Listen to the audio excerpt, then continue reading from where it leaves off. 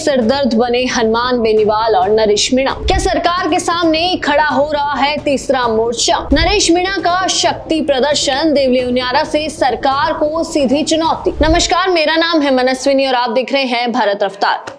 राजस्थान की सियासत में एक बार फिर हलचल तेज होने जा रही है। दरअसल देवली उनियारा विधानसभा क्षेत्र से जुड़ी समस्याओं को लेकर 30 जनवरी को बड़ा जन आंदोलन होने वाला है। इस आंदोलन की अगुवाई करेंगे नरेश मीणा, जो चुनाव के बाद पहली बार सड़क पर उतरकर सरकार को सीधी चुनौती देने जा रहे हैं। उन्होंने भगत सिंह सेना के सिपाहियों और क्षेत्र की जनता से अपील की कि वह बड़ी संख्या में पहुंचकर इस आंदोलन को ताकत दे। अगर नरेश मीणा की बात करें तो वो उन नेताओं में गिने जाते हैं जो सीधे, बेबाक और जमीनी राजनीति के लिए जाने जाते हैं।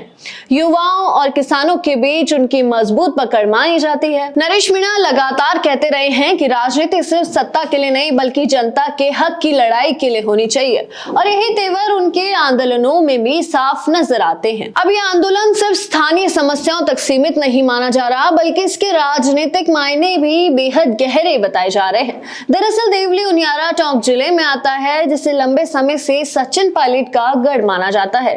ऐसे में यहाँ नरेश मीणा का जन आंदोलन सियासी हलकों में खास चर्चा का विषय बना हुआ है। राजनीतिक जानकारों का माने तो कहीं ना कहीं सचिन पायलट का झुकाव भी नरेश मीणा की तरफ दिखाई देता है। खुद नरेश मीणा कई बार सार्वजनिक मंचों से कह चुके हैं कि पायलट साहब मेरे फेवरेट नेता हैं। ऐसे बयानों के बाद ये आंदोलन नए सियासी समीकरणों की ओर इशारा कर रहा है। अब सूत्रों की माने तो नरेश मीणा ने अभी से 2028 के विधानसभा चुनाव की तैयारियां तेज कर दी है। जन आंदोलनों के जरिए वे न सिर्फ जनता के मुद्दे उठा रहे हैं बल्कि अपनी जमीनी पकड़ लगातार मजबूत करते नजर आ रहे हैं। इसी बीच राजस्थान की राजनीति में तीसरे मोर्चे की चर्चा भी तेज हो गई है। हाल ही में ही आरएलपी की किसान रैली जो गुड़ामलानी में हुई, उसे सरकार ने गंभीरता से लेते हुए कई मांगों को मानना भी पड़ा। इसके बाद ये सवाल और गहरा हो गया है कि अगर हनुमान बेनीवाल के आंदोलन सरकार को झुकने पर मजबूर कर रही है, तो नरेश मीणा का ये जन आंदोलन सरकार पर भी कितना दबाव बना पाएगा। हनुमान बेनीवाल लगातार कभी रिया बड़ी, कभी गुड़ामलानी जैसे आंदोलनों के जरिए सरकार को घेर रहे हैं। वहीं नरेश मीणा भी 2026 में जिस तरह सड़कों पर उतरने की तैयारी में है, उसने सियासी तस्वीर बदल दी है।